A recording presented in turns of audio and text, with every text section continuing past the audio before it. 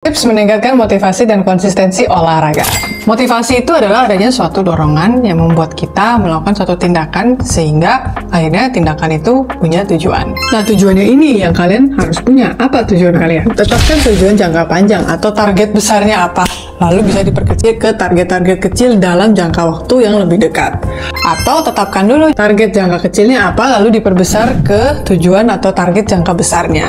Misalnya, kalian punya target besar, pengen full maraton 2 tahun lagi. Nah, tapi kalian masih pemula, jadi ya kalian bisa targetkan untuk ikut race 5K dulu nih, 2 bulan atau 3 bulan lagi. Jadi kalian bisa latihan nih intens sama 3 bulan ini, mulai meningkatkan latihannya berkala. Ya jangan juga tiap hari langsung latihan, nanti kaget, yang ada jadi cedera. Ya, targetnya harus bagaimana? Harus mengikuti kaidah SMART ini.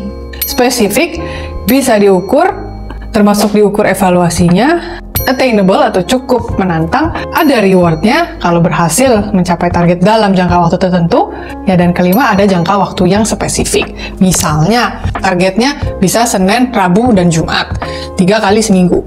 Berapa lama? 30 menit. Tetapkan. Jam berapa? Misalnya jam 5 pagi, mulai olahraga sampai 5.30. Jadi kalian bikinlah jadwal seperti ini, targetkan lari bisa 3 kali seminggu. Dalam 1 bulan, misalnya bulan ini.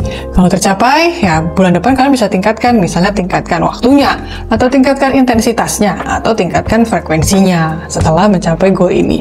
Ya bikin aja dulu misalnya jangka pendeknya 3 bulan ini.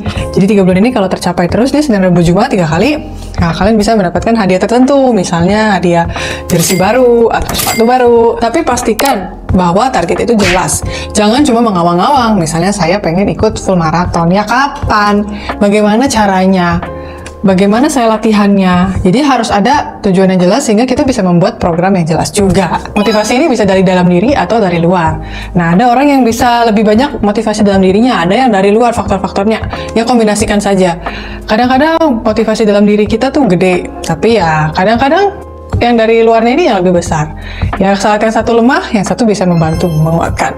Kebiasaan yang sudah dilakukan berulang-ulang terus selama 3 bulan sudah bisa mulai menjadi kebiasaan nih, sehingga akhirnya nanti mulai auto nih dilakukan. Tapi kadang-kadang ada juga jangka waktu tertentu yang kita jadi mulai bosan. Nah, saat mulai bosan itu bagaimana? Ya ingat lagi, kenapa saya memulainya dahulu? Apa dampak bagusnya buat saya? Nah, mungkin juga di sini kamu bisa merefresh lagi.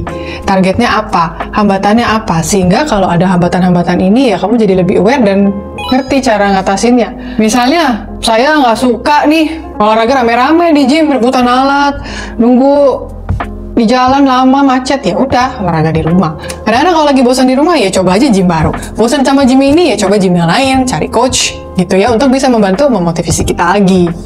Lalu konsistensi apa? Konsistensi adalah melakukan suatu tindakan yang berulang-ulang dengan cara yang sama, ya. Cara yang sama diulang lagi setiap hari ya. Motivasi ini mungkin bisa lagi hilang. Ya kadang-kadang kita butuh yang penting diulang aja terus, diulang sampai akhirnya makin jago.